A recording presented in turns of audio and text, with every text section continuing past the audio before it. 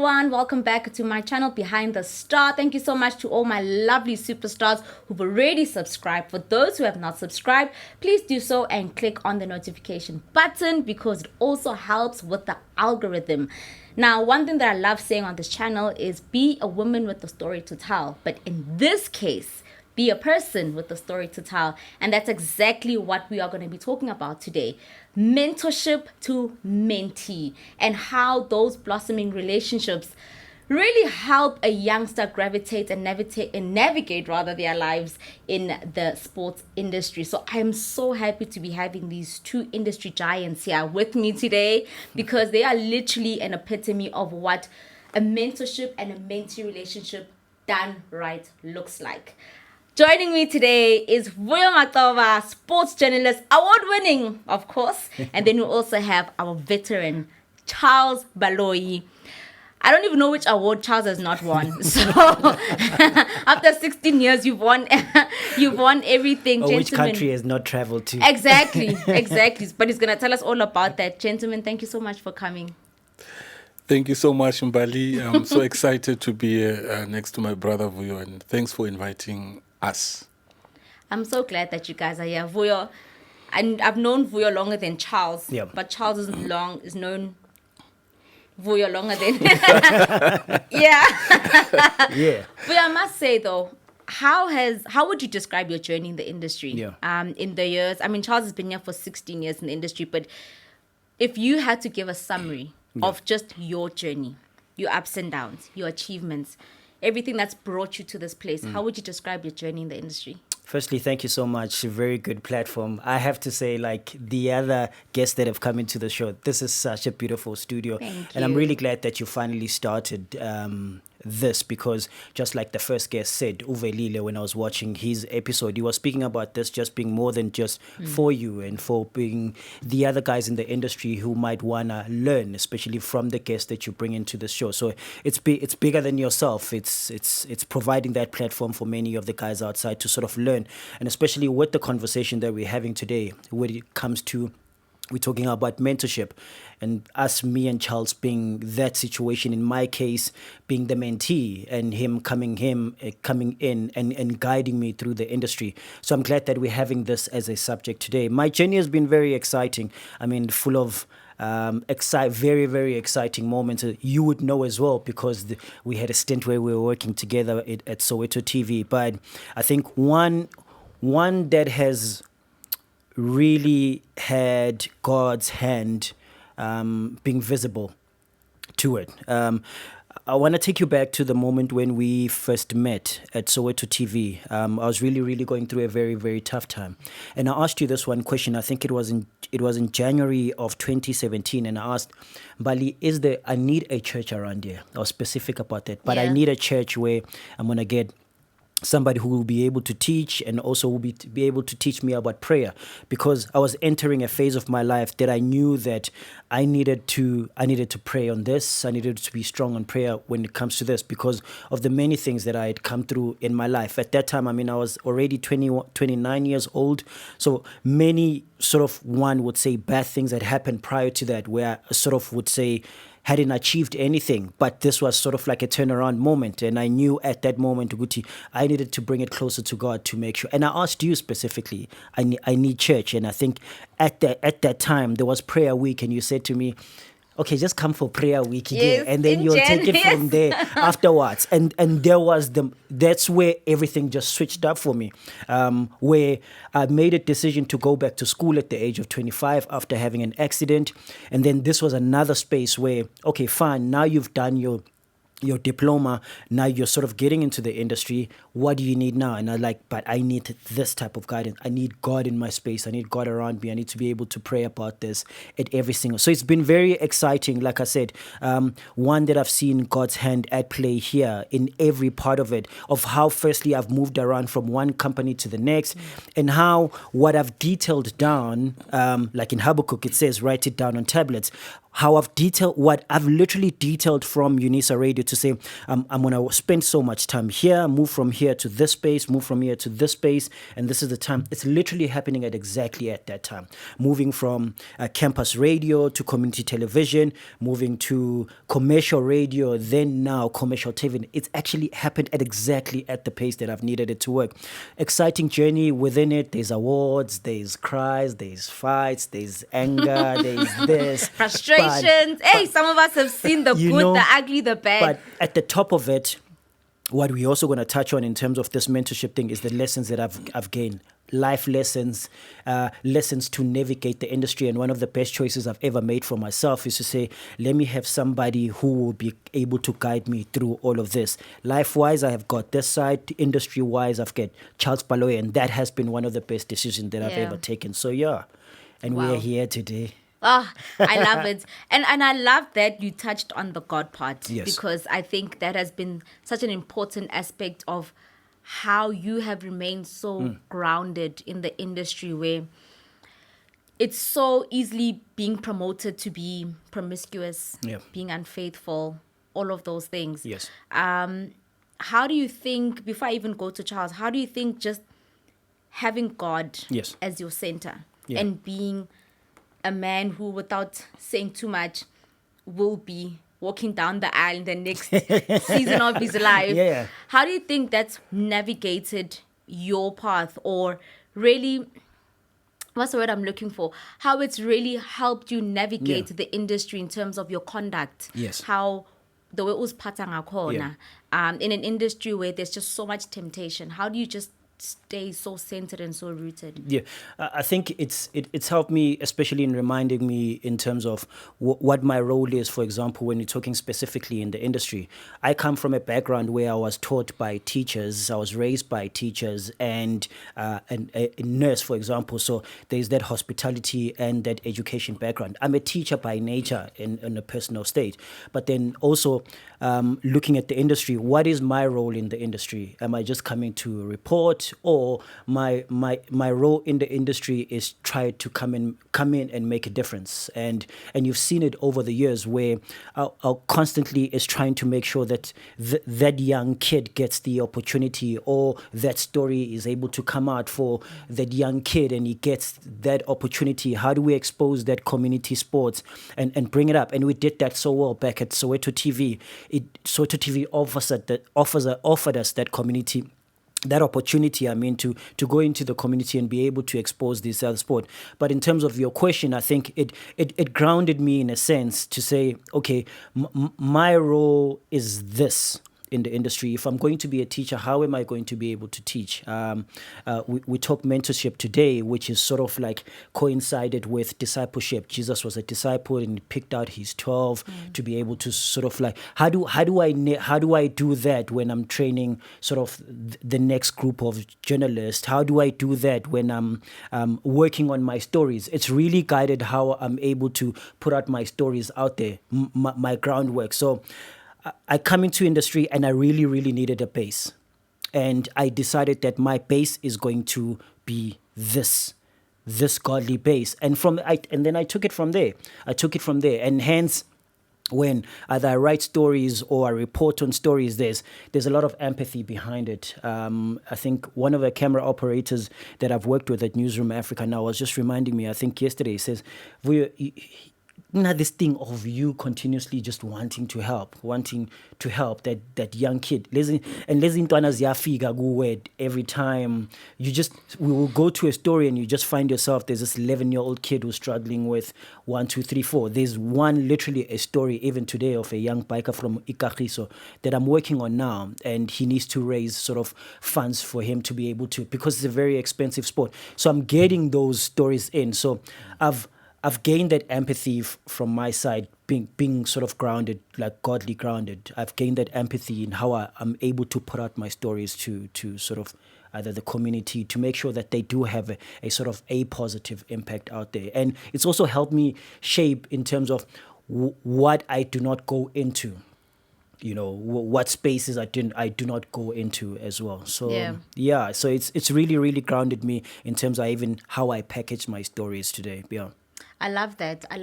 And, coming to Charles, you've had such an illustrious career. You know, there's nowhere where you haven't been, because I think when it comes to Olympics, World Cups or whatever, you just always at the big events, but it didn't always start there. And I think that's what we've also missed when it comes to the new generation and new crop of journalists, that they don't understand what it means to start from the bottom. And they don't understand what it means to cover small anyana sports, you know, sports that actually help build you and help grow your profile even within the industry. After 16 years, would you say that you are in your prime, or would you say you've now passed your prime, now you're ready to pass the baton? Because I have a follow-up question after. So answer that one first. I just want to start by saying thank you for inviting me, Mbali. What Tinta Umfazi wa Tinta Mbokodo. Yes. They always say in Spedi, Musadu Twarati Pakabakhaleng. So well done on this beautiful initiative, and may you inspire more and many women for generations to come. I see myself as a village boy, someone who grew up playing Thomas Chauke's music, somebody who's deeply in love with song and music, who grew up in church because my mother started, and with a group of women, started a church called Bethesda, the Holy Ground. Wow. So they started the church. They started the church. Wow. And now so many people travel from far to go and get that healing. The moment you step into that, you just feel something in your body. Yeah, so... Hey, we're feeling this. Okay. To answer that question, am I at my prime? What I know is just I'm a brutal journalist. But no, my best is still yet to come.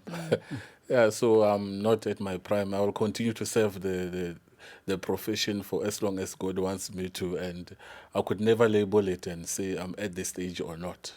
I must then ask, what is then the secret to longevity in this industry?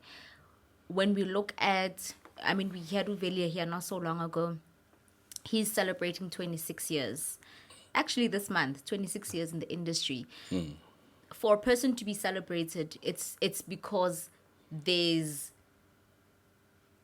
people can track their work. There's a foundation that Vuyo was talking about that has been laid. For you, what do you think has been the secret to your longevity in the industry? And when you look at other veterans as well, what do you think is a secret to just this long-lasting career in the industry? Maybe something that you did right that other people can pick up. Discipline will be at the top of my list. Sacrifice will be number 2. Respect, listening skill, continue to learn. And don't compete. Pray. Then these are some of the secret ingredients that will make you to last longer, more than a Duracell in this industry.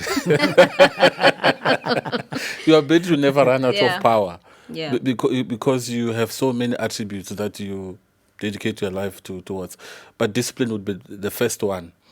So, and never think that you are bigger than the profession. Always know and believe that the profession is bigger than you.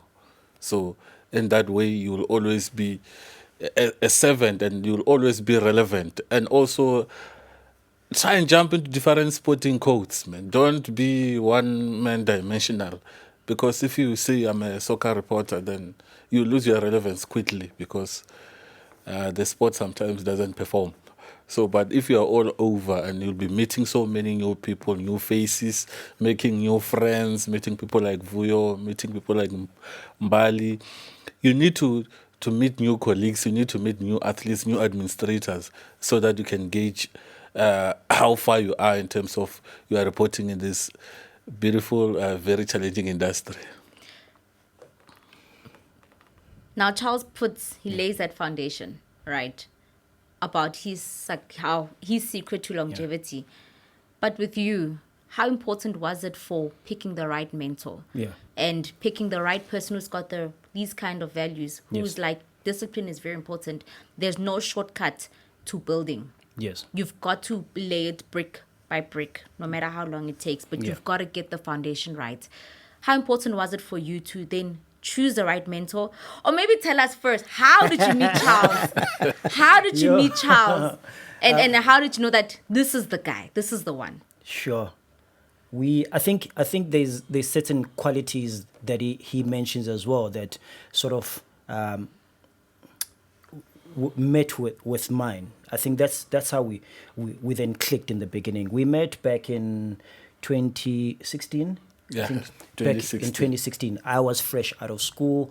I graduated in 2015, so working at UNISA Radio. And I did a show on Fridays called The Sports Hub, so an hour, and I used to bring in Charles as well. And this is, of course, having seen his work over the years, and one of the things that also then touched me was that side of him of school sports, because UNISA radio station, I'm catering to a campus audience, so it's school related.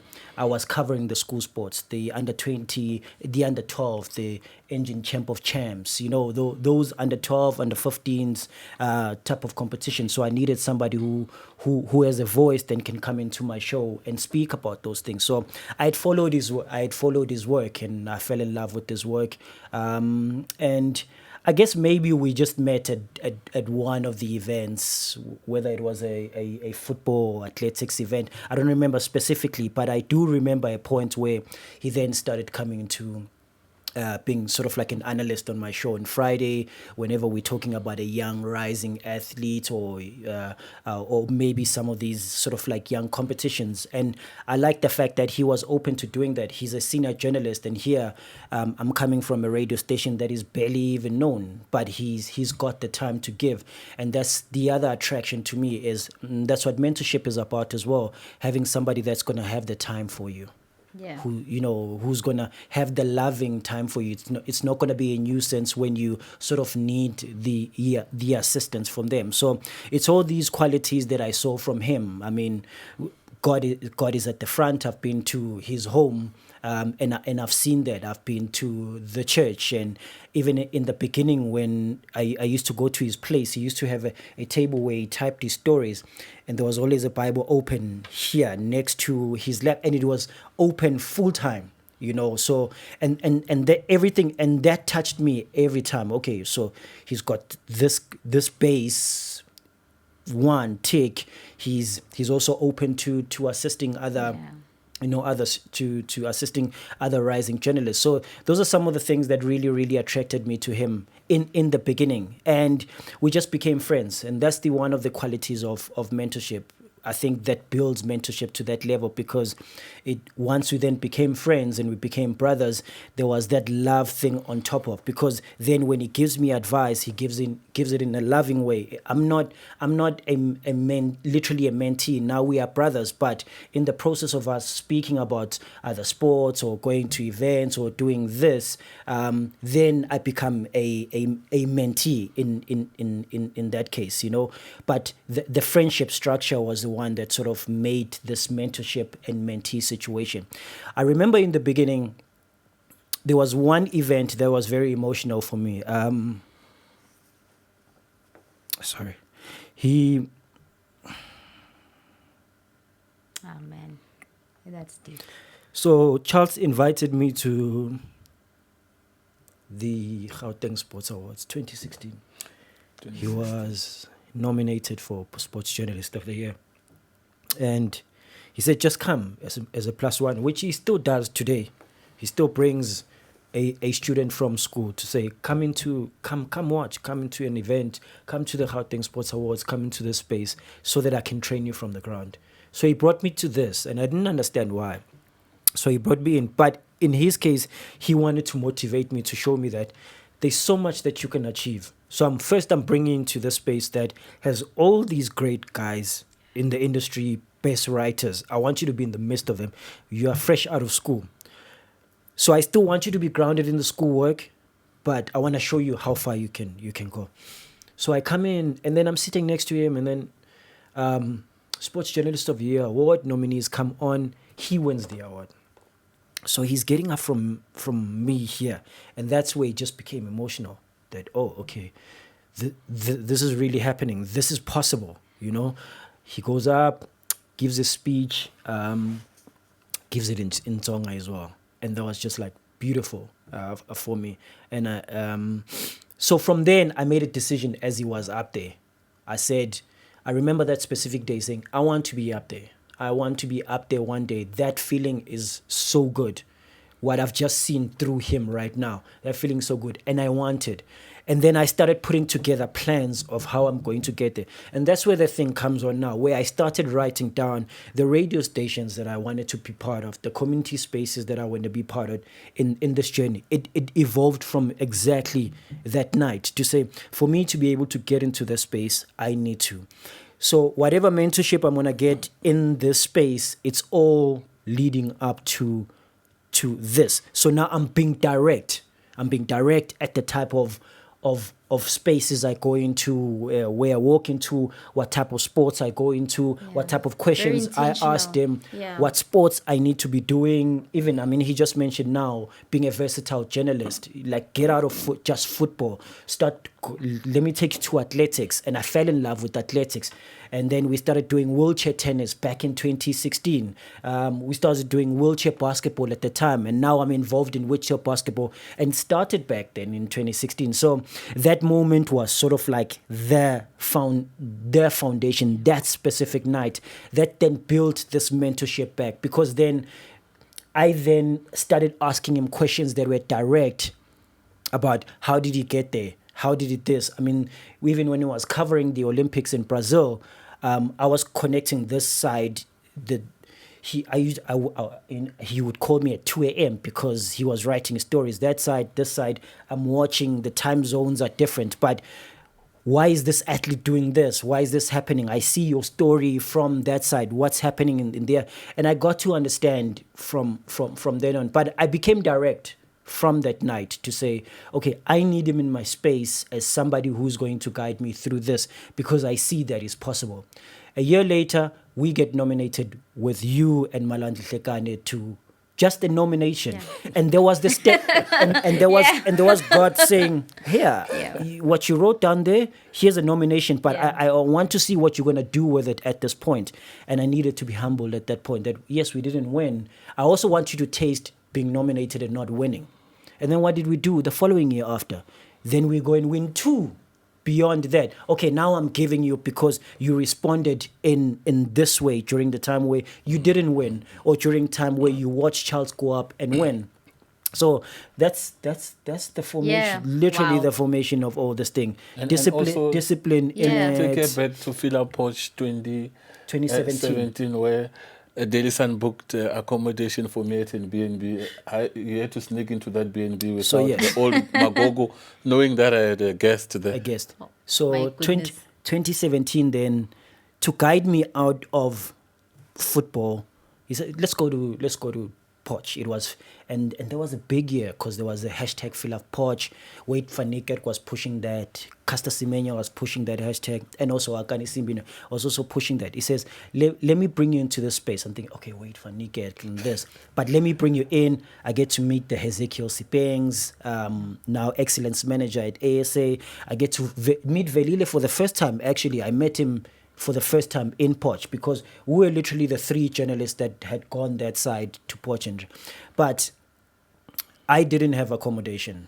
My company wouldn't have not paid for me to go that side. And I think Daily Sun at the time had booked him a BNP set. And he said, come through because I want you to see this. There's no other better time I can convince you to either go into athletics or pursue athletics further than this moment. And I used to sneak in at night. He used to drive into the BNB, check that lady if she's not sleeping, the Lenny lady yet. And I would be sleeping in the car like this. And the moment that she's gone to sleep at 10 p.m., I then walk in and we start typing the stories. And I get to see then at that moment that, okay, so from what we saw, this is how you structure an athletic story. This is how you structure this. This is who you need to go. This is how you ask the questions after the race and this to be able to package a story. And you can package a story now and have what we call a follow-up the next day, but how do you ask those questions that help you to build lasting stories where you have follow-ups? And so it's not just how was the race now, but how was the race now? How is this preparing you for world champs? How is this preparing you for the bigger goal next year, which is the Olympics? So I got to learn that, but it was that empathy from him to say, let's go, we'll figure it out in front. And it literally happened even now. We went back to Poch. I had what they call it, an epiphany? Is it where it happened again, where just now we're doing, was it SA Champs? No, it was one of the Grand Prix, the Grand Prix from last year. And it was exactly the same thing. You mean déjà vu? Not exactly. I was not booked accommodation, not didn't have food. But you've got people in a circle that say, listen, I'll give you sleeping, you come sleep here, and I'll give you breakfast. I'll give you sleeping and this. And that's how I've been then able to navigate. Even in Bloemfontein. Those things. Bloemfontein, just get there. And I take out Tati Mali from my pocket, go to Bloemfontein, and then Charles says, oh, you sleep by me. Somebody says, listen, my breakfast, I'll do it like this. And then lunch and this, we're going to eat it there. So my circle has been built up with around people that have had that empathy for me to make sure that I'm in the spaces, I'm at those events, even though I can't get to them, or even my media house doesn't feel like this is valuable enough for me for us to either cover it or go and do it. But I still then go and do it and then come back and say, here's the product. And then they receive it very well in terms of the way that I packaged it. But the fact that I needed to find a way to get there. And my circle said, we're going to be empathic enough for us to be able to assist you with just these smaller pieces. Accommodations and this is just a small thing. I want to really...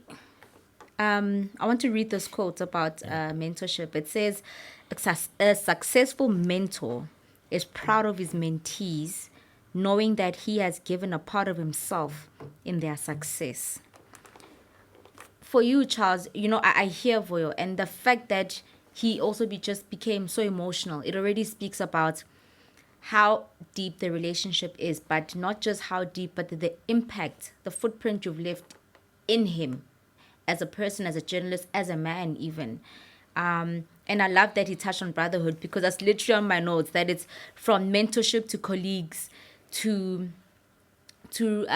friends to brothers, because that's literally what he's become. And him being a person who was even an MC at your wedding, that's how this relationship has evolved. But you as the mentor, why was it important for you to pour yourself into him? And him, you just saying, Waza, I'll sort you out of your own pocket, even if it's an inconvenience to you, but it was far more important to plant a seed in him at your inconvenience. Why did you feel, I really want to pour myself into this guy? Wow, to start with, seeing Voyo being emotional like that also touched that a nerve in me.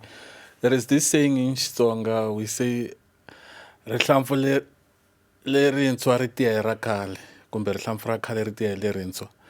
meaning an old branch is strengthened by a new branch. So that's where most of it started. I'm a giving person by nature. I'm a loving person by nature. I'm a humble person by nature. It's never about me. It's always about the next person. It's always sacrificing for the next person. And when you help someone, you must do it without expecting anything in return. And if there will be that reward, it has to come from God. So I come from a family background where we pray, where we believe in giving. And when you give, you keep on giving and giving. It doesn't really matter how much you are left with. Give whatever you can. So what inspired me to get closer to Voyo, I remember meeting him standing in a little corner. And then I went to Voyo and said, my name is Charles Baloyi. I'm from Daily Sun. I'm still a junior. And then he said, no. I know who you are. You are Charles from Daily Sun back then. And I said, no, rule number one, Vuyo, never ever assume that the person knows you. Always introduce yourself. Humbly so, say it. Say, my name is Mbali Sikit. You always do it. It doesn't matter if they know you or not. What if they don't know you? What if they're not exposed to what you do? So from them, then I roped him into my wings, and then we grew into brothers. And always there's something that you need to know. When you are mentoring someone, you do so that they can exceed what you've achieved. They can surpass your achievement. You do this without jealous. You do this because you want them to be a reflection of where you come from, a reflection of your journey. You want them to be able to surpass the marks that you couldn't get. And you always be happy to see them thrive and succeed. I'm not a talker. Vuyo is such a smooth talker. I always tease him all the time and say, he's from Model C. While I went to a school under the tree, when it rains, we don't go to school. I always say, hey, this Model C English, ha, ha, ha, what.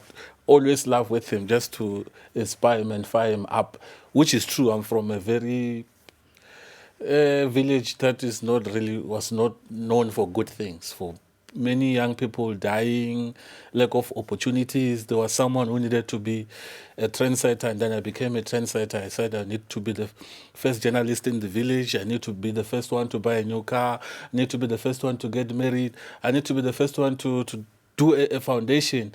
I need to be the first one to inspire the kids so that they can all follow. I need to be the first person to board an aeroplane so that everyone can come and see that anything is possible. So mentorship, it's about inspiring and empowering the next person to be better than you so that they can have a good journey and go on and pass on the baton to someone else.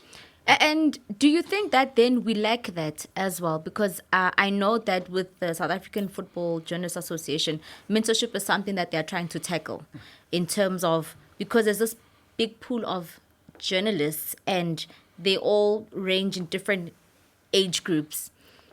How do we then successfully transition and pass on knowledge? Do you think that we are doing mentorship right, particularly in our industry? Since we are in there, I'm gonna focus on that one. Do you think we are doing it right? That the day Abu Charles, Abu Velile,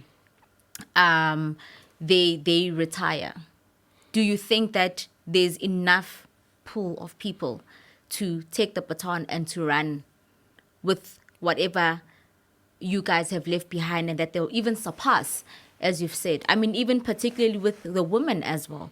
Do you think that, are we doing mentorship right? What are we lacking? It's a big no. We are not doing mentorship right. The secret of mentorship is not to compete. Most of the senior stalwarts in our industry are competing. They are feared. You don't want to be feared. You want to be respected. You want to be admired. Interesting, yeah. We start with something very small at a press conference. Be approachable. Flash that smile. Greet. Vuyo also mentioned one thing which really touched me that I've also been doing. Go to that corner in that press conference. Greet that young boy. The young boy sees you as a hero. He sees you as a big figure. But to break the ice is easy. Go there. I'm Vuyo. I'm Charles. You know what? You've already welcomed that boy. Is going to be relaxed. Most of our journalists are competing. They want to be feared. They don't want to be surpassed. And mentorship is not all about that. The moment we start to work together for each other, share piece of information, support one another, then we're taking mentorship to a whole new level. We're approachable. We make these youngsters, especially the ones that are still coming from school, from universities, make them feel ease. Then we'll be able to reinvent this word mentorship and take it to a whole new level, and also love them and also support them. We shouldn't see ourselves as stars. Firstly, we should see ourselves as servants of the industry. Then we'll be talking a different language. So I think we still have a long way to go. We need to go back to the drawing board, reevaluate ourselves, look ourselves in the mirror. Am I a star? No, I'm not a star. Am I a giant of the industry? No. What am I? I am a servant of the industry. And a servant serves up until his time expires. So I think there's a lot to do in football, in athletics, in everything, in journalism as a whole. We need to serve, not compete, share a piece of information, carry the others with us. Then we'll be able to leave a legacy and leave journalism in good space when our time comes to an end. Absolutely, I 100% agree with what you've said, and I think one thing that stands out is about passing the baton, but not just passing it on right, and to the right kind of people who will not undo the work, but will further take the industry even further than it was before. And so I really want to get into then the athletics, because that's something that's really your forte, and you've also roped Vuyo into it. And when we look at I think one thing that South Africa has been obsessed with, we get stuck in the glory days a lot. When you think 1996 AFCON, we still talk about Bafana in those glory days, right? When we talk about our athletes, we still talk, yes, your Caster, your Akan, but now these people are senior. They now towards the tail end of their careers. And we should be really talking about, okay, but who is now coming up the ranks? Who is our next Caster, or someone who's even further than her? Who is our Akan Simbin? Who is our Wade? Our 400-meter sprinter. When you look at the crop of athletes who are now coming up, I mean, earlier we were talking about Neo Musebi, who's US-based, and he's literally smashed the US record for the high school record in the US for 100 meters. Now, this is someone who's 19, and you're thinking, okay, he's South African. He was born in Eastern Cape. This is someone who we can look to Paris 2024. You think about Abo Banele Shabang, now the reigning 200-meter SA champ. And we start to see this transition of a crop of new athletes coming up. Do you think that we are still stuck on the glory days? Are we producing enough talent that when we say Paris 2024, or even the one after, that we can sit and say, Yazin, I think we have a good squad that can compete? Are we comfortable enough right now to look at what we have and say, I think we can work with this? Before I dwell, and I want both of you to answer this. Before I dive or dwell more into that or sprint towards that direction, there's this Bible, athletics Bible that I gave Vuyo, just to go back to emphasize on your previous points that from London, ne? Yes, from London, full of technical rules in terms of when you break a record, when you are disqualified. When I said, make sure this Bible stays with you wherever you go, even if you are not carrying it with you physically, it must be in your heart. There are secrets of athletics. When this record was set, when we talk about a hurdle, what is a hurdle? When we talk about 100 meters, everything is in there. So you master this Bible, you've mastered the art of athletics. So it's something that you just need to share out there to inspire the person. Because I made sure I come back with that Bible, and I said, this is the person who needs to carry this Bible with him. And from time to time, I also go and refer to it as well. So yes, talking about athletics, where are we now in athletics? I hope I won't get into trouble. Listen, this channel is about speaking your truth and owning your authenticity. So the platform is yours. Charles Baloyi, you're at your mercy. Yeah. There are so many athletes who are not on talking terms with me because I tell the truth. I wrote this famous article after Doha 2019 World Senior Championships. And I still remember the intro. But the black cloud. Lack of planning, lack of experience. Some of the lines I used are some of the factors that were to blame for our poor and aging athletes. So in Athletics South Africa, We are bottom of the pile now. We are not doing anything in world athletics, and it's time for change. No disrespect to Obaba James Mloy. I hold him in high regards. Is coming in with a perfect plan and 7 key points manifesto. He brought TV back. Athletics is now on TV. That's a very good win. We now have athletics awards for the very first time, which is a big win. But on the track, we are not perfect. We are the worst in the world. Akani Zimbeni, me and him fought until we just reconciled recently. He says I keep on criticizing him. What is the point of reaching the final if you cannot make the podium? So don't tell us I'm consistent in 10 years making the final. We don't want to hear you talking about the finals. We don't want to hear our athletes talking about the expectations going to an event. We want them to perform. We want them to win medals. In South Africa, we are not winning medals. That's the truth. We always send a strong and big team. We are still talking about Caster to this day. Yeah. Caster was still fighting a ban against the World Athletics, former IWF. It's clear that she will no longer come back to race as an individual. So that door is closed. Since Ezekiel Sipeng won that 800-meter silver medals in 96, back then when Bafana won AFCON, no one has replaced him in the men's 800 meters. Mbeleni Mulauzi died 2014 with a car crash. Nobody has since replaced him. Wade van Niekerk has reached his sell-by date. That's the truth. Wade is gone. Forget about seeing Wade coming on the world stage to win anything. The biggest achievement that Wade can now achieve is to make a final of a major world championship. Is the new Wade coming in the pipeline? So these are the things that we need to focus more. There is slight delay. This boy is amazing. 400 meters. What are we doing to help him to get to that level where Wade is? Because instead of focusing more time on chasing after Wade and making him the headline act at our event, let's put more effort into this boy. Prudence Khodiso, 800 meters, she's the new Caster Semenya. Yes. What are we doing to help her? We should have done this a long time ago, and now we are comparing the poor girl with Caster. They are not on the same level. Caster is an icon. He's a legend. So we need to rope in Prudence to come in there. Long jump is dead. Luvo has been suspended for 4 years for drug ban. Rashol Samai, since he moved to the United States, is lost, is battling for form. These are some of the events where we used to perform and produce medals. We are no longer producing medals.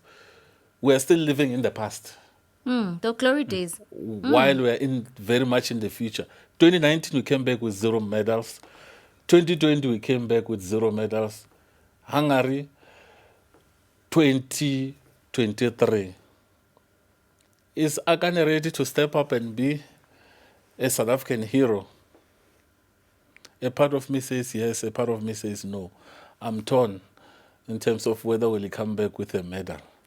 But I certainly hope so, as a patriotic South African, that he will break his duck and win a medal in Hungary, because he ran in 9.84 seconds there.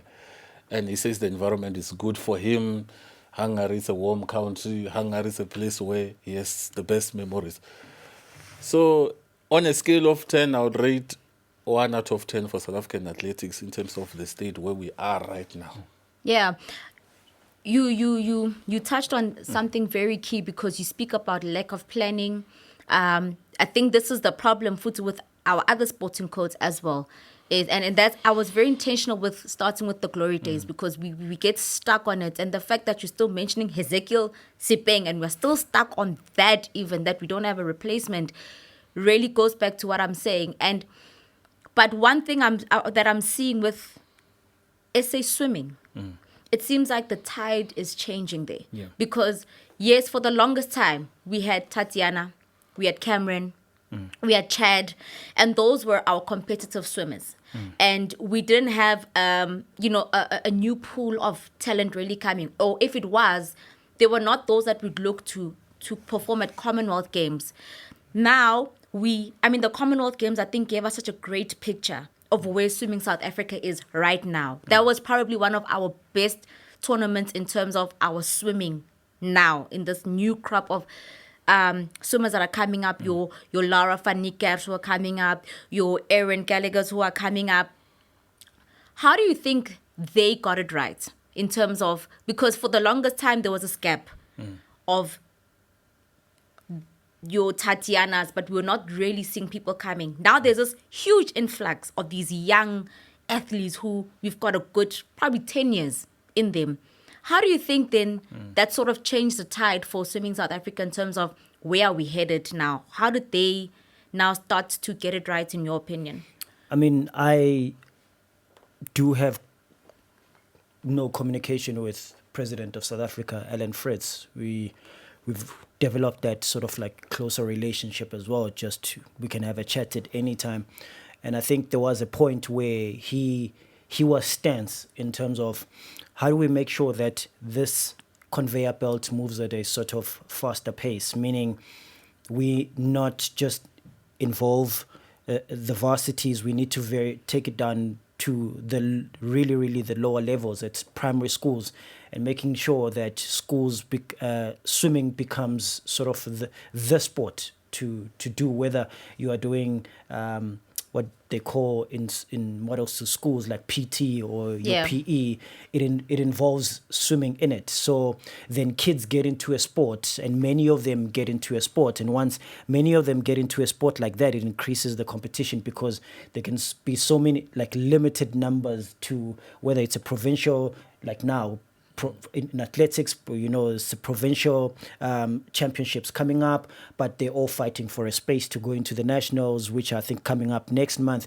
So it's that. So the more you sort of make the sport a something that kids love just on a social basis, then they realize, of course, in those spaces they've got the programs in schools that sort of guide this. So you start as a kid in primary just loving the sport, but there's already a program in place, meaning there's either a teacher in place or a trainer in place who's able to recognize, actually I can switch that from just social love to professional, to sort of professional talent. And those programs go very, very deep in even in the spaces of sort of like primary school space. Those are available. There's people on standby to be able to see that young kid that this is the sort of like the future in terms of this. So now they are seeing many of those even at a very like a developmental level or a grassroots level, which then increases the competition. When it increases the competition, then we're getting more of these. And President Alan Fritz was very, very sort of like direct with that, because there were many years as well where the conveyor belt, even in swimming, was just so sort of like slow when we're going to the FINA World Championships or whatever events, Olympics, and we've got this poster person and we don't see the rest of the guys. Only now the rest of South Africa sees a Lara van Niekerk. I mean, Lara van Niekerk, even at the FINA, she's been over the years, especially even the last year, she was performing very, very well. But we put these poster guys, and being the ones that are up there and giving the assistance there, but not breaking it down. So here it's, let's break down this, involve schools, involved also varsities, make sure the programs are in place to be able to pick up that next swimmer at a very, very sort of like quick pace, and they get that assistance and the training quickly. Goes deep, to add one point, Kaylin Corbett, she just signed a 2-year 500,000 a year sponsorship deal with HTC to prepare her for the 2024 Olympic Games. She's young. She was 5th in Tokyo for the Olympics, and then she won bronze now in the Commonwealth. So they are doing something to push her. Don't be surprised if she shines to add on top of what Lara and Tatiana have achieved. Yeah, I mean, yes, there's still a lot of work that still needs to be done in that space to make sure. I keep saying the conveyor belt because many of our industries in South Africa like that, even outside of sport, it seems like we get stuck. The conveyor belt is moving at a very, very slow pace for the next person to come in and shine. It's going to take a very, very long time, and by the time they reach that space, they're either already older or closer to the end of either their career or their professional career. But the conveyor belt needs to move at a quicker pace. Even in athletics, that's the thing. you've got a Caster Semenya, but how many other sort of Caster Semenyas are we preparing in place, and not just one? Because now Prudence Sekhodiso has got all this pressure on her shoulders. We are ending up now, giving her this huge and heavy title, which is unfair. She also. must be, Which it's very unfair. Exactly. I really want to jump in. It's just very unfair. But when we look at then this conveyor belt that you're talking about, it's a conveyor belt that is also only conveying for certain types of people at certain schools. Because there's no conveyor belt in Soweto. Yeah. There's no conveyor belt. And there are pools, but they're not maintained. Yeah. There's no conveyor belt. In the Commonwealth, we're seeing black swimmers emerging from some of the African countries. I think it was Uganda or Kenya. I just don't remember which country, but we saw that in the Commonwealth Games. And that, for me, was so incredible to see and see them perform, because you're literally debunking the myth that black people don't like water. Exactly. And I'm just like, it's not that they don't like water. It's because they're not exposed to the water. And a lot of the swimmers who are swimming, who are white or colored or Indian or whatever, a lot of those people already have pools in their background, in their backyards. Yeah. So swimming for them starts as early as 3 months, 6 months. So in terms of this conveyor belt, think about this question, because I'm going to come back to you in terms of how do we fix it and expand this conveyor belt to then those communities. But this conveyor belt also needs to be fixed in athletics. Because how many of these our prestige colleges do we have where they are producing talent? Right now we're talking about the next crop of athletes. Do we have enough of those schools that are just focused on producing and developing and just being those schools that just churn out athletes? I just want you to talk in the mic. I want us to revisit the conversation we had with Umam Nokawa Mafu, the deputy sports minister at SASCOC, when she said, this team we need transformation. When she was bidding farewell to Team SA for the Commonwealth Games, me and Vuyo went and interviewed her afterwards. She said, the team is too white. This was the whole deputy minister. And we need to see black swimmers. And then we said, that's where we are going to tackle our interview from. And then me and Vio then asked her, Mama, you spoke about the lack of black swimmers in Team South Africa, and that the team is too white. Most of the events here, like the bowling, they have white athletes only. What we suggest is the solution, because there are no swimming pools in Soweto. And even if it's the swimming pool, how are we going to regulate it? How are we going to make sure that it's not vandalized? And what did she say in her response? I remember when we asked her about that, she directed it to schools. She directed it to schools, getting schools involved, and I guess also myself. That's the response to that question that you were going to talk about the involvement of sort of schools and the programs in place. Yeah. Yes, so it's a long process. You can't just take a pool and put it in Mamelodi and say, there must be a black swimmer coming from Mamelodi. Yeah. There must be swimming lessons. There must be support. There must be facilities. A pool needs to be cleaned. There must be people who must teach those learners how to swim. There must be people who must guard the pool. We must make sure that children or learners don't fall into the pool and drown and die. It must be protected 24 hours. So there needs to be a lot of investment going into there. So we don't just wake up in the morning when we produce a lone bowler from Mamelodi or a swimmer from Mamelodi. Yes, to go back, I just wanted to emphasize the fact that we have a long way to go in terms of balancing the equation. And we should stop saying this team is too white or this team is too black and look at what are we doing around to make sure that we balance this. So there are schools that specialize, like your Prestige College in Hammanskraal. They specialize in athletics. World School Menlo Park and Afis, they produce rugby players. They produce athletes like Zene van der Vaart. She's from Afis, a Macy School. there are those schools like old school Centurion there that produce netball players. Because we can always go back now and say netball South Africa in the World Cup will have more white players. So do we have to blame these African schools for producing good netball players? No, they've invested in the sport. They are following the right channels. They've produced the right players. They've invested in the sports, and the players are good. So we should first do away with that talk of saying this team is too white, therefore it's not South Africa. Regardless of the numbers and of the color of the team, we need to support the team. And it starts with the parents. It starts with us, the siblings at home, to try and encourage and support the athletes to take what they do seriously and support them with resources if we can. Let's not wait for the government and for the school. My son is 5. He's going to Kanisa private school. They sent me a form. They said you need to pay for after school classes. There are 2 choices, aerobics and swimming. I said, this is an opportunity for me to pay for a swimming lesson for my son, because black people were only exposed to water during floods, and when it's raining too much, that's when we try to swim and get washed away. And it's so sad because we're never exposed to water. The boy is 5, is now going to attend swimming classes after school. Yeah.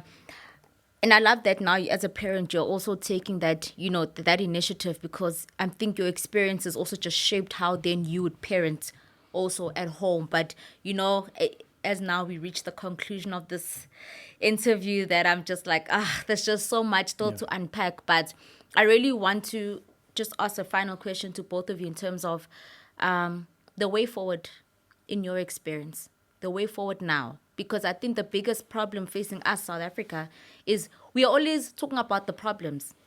And we know what we're supposed to do. But the how is where we get stuck. The implementation of things. And we always on some, yes, it's a long way to go. But even 10 years later, we're still going to say it's a long way to go. When do we get to the point where we start? I want to go to the famous First Lady of Netball, Ms. Cecilia Molokwane. Whenever I always interview her and I say, how did you get it right? Netball is the talk of the town. It's not because of the World Cup. How do you attract these sponsorships? She said, I always say to my team, don't come to me with problems. Come to me with solutions. Then netball will grow. Don't say the team was poor today. We are losing it. Say it was poor and this is how we can do to fix it. And if it requires money, then I'm going to open my wallet and then I give you money. If it requires a new court, we're going to build a new court. So, yes, we've always been talking about problems and problems and problems. In athletics, for instance, we need to go back to the basics.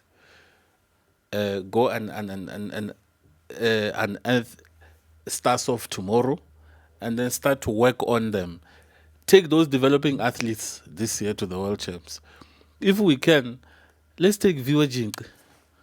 We know she's not going to win a medal. Remember when you go to a major event, there's stage fright.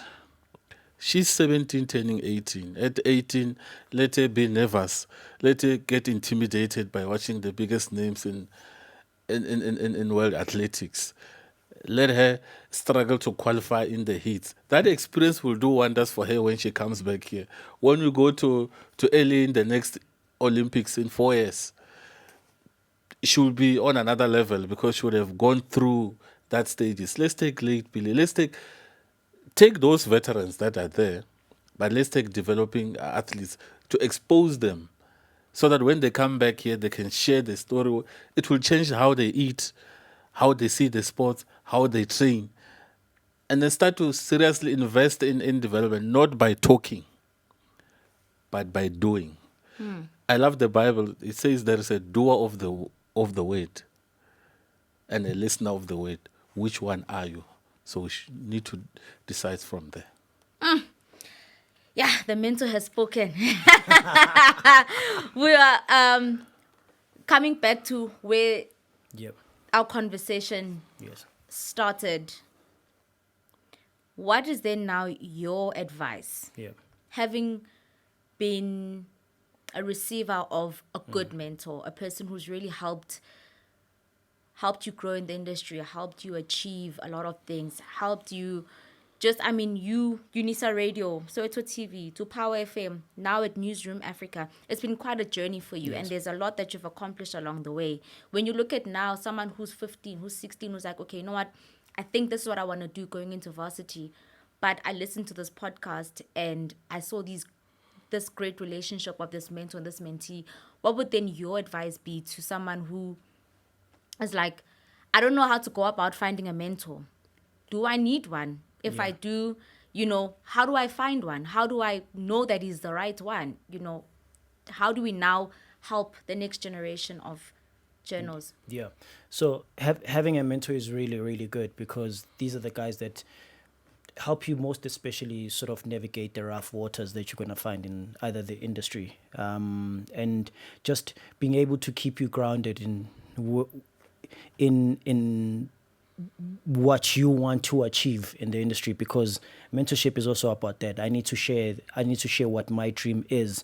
I've been in the industry for 7 years now, and in the 7 years, like you mentioned, having achieved so much, and I wouldn't have achieved it if I was walking alone. I needed to go back and find the next person, as in this case Charles, to say I'm at this point now. Even when I want to move to the next job, or there's an opportunity of a next job, it's the first person that I come to say, here's an opportunity in space. And the first thing that he asks me is, what do you want to achieve there?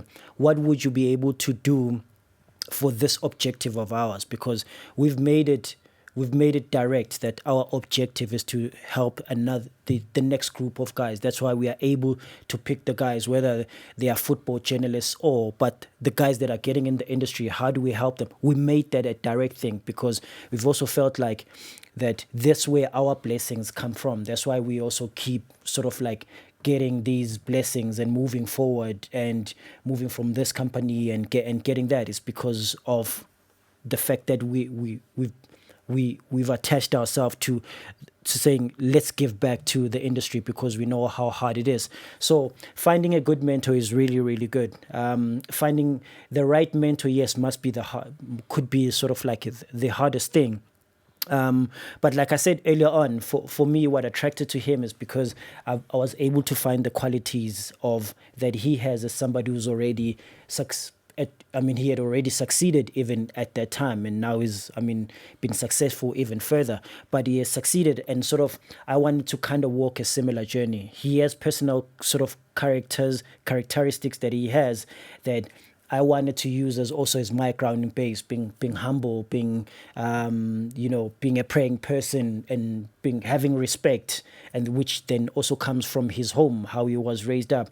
So those are the things. I think finding that perfect mentor is also finding somebody who will be able to listen to you and be able to give you that time, because that's the thing.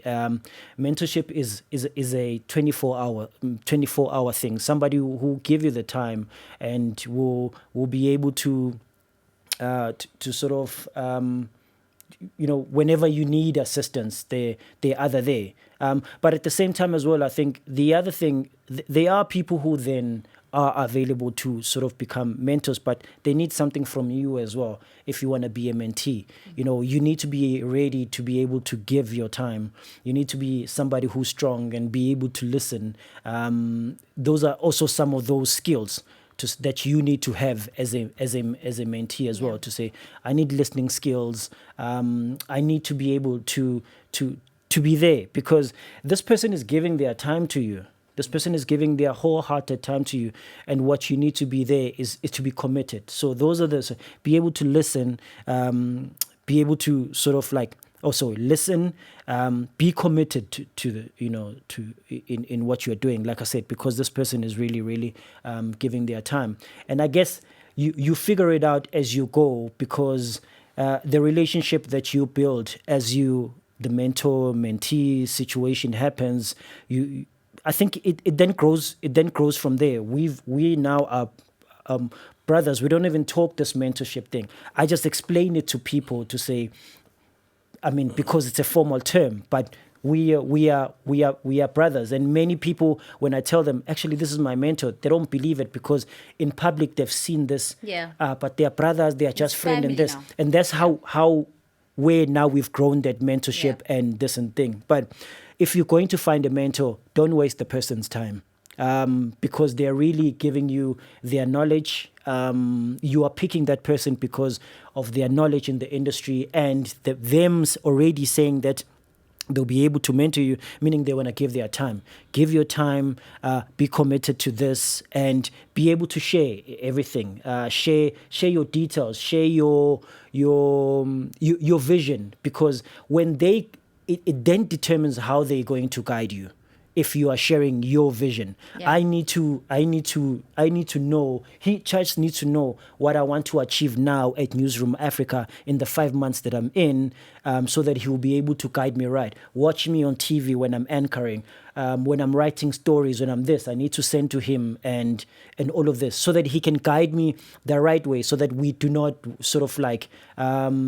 Waste any time at all. But mentorship is really, really something that is can help you navigate either the strong waters or help sort of like put light into the vision that you have, because it's somebody that has been there already. In our case as well, it's gone beyond the mentor-mentee thing, because as I've become a mentor, the best way to become a mentor is the fact that I mentor him back now. And that's what I talk about when I talk about listening. For him to be a good teacher, he needs to be a good listener. Yeah. So he's been able to do that now, where now I've even become a mentor, where now his stories come from me, and So I the say, relationship let's do. reciprocated. He introduced me into the world of Reciprocated. radio. There's Yes, a it story did. we were just writing just yesterday, and it was a tweak of, hey, listen, write the story. Don't worry, I'll pick it up Yeah. at a later stage, like this and like this. So a very, very important thing when you talk about mentorship. And I think any other kid that comes into the industry, just finding that perfect person they'll be able to give the time, and now in return being committed to the goal, being committed to that person who will be wasting their time to give you all the knowledge that you can. They will just help you sort of navigate this world. But otherwise, this is one thing that I would push for any kid that's getting to the industry to sort of have.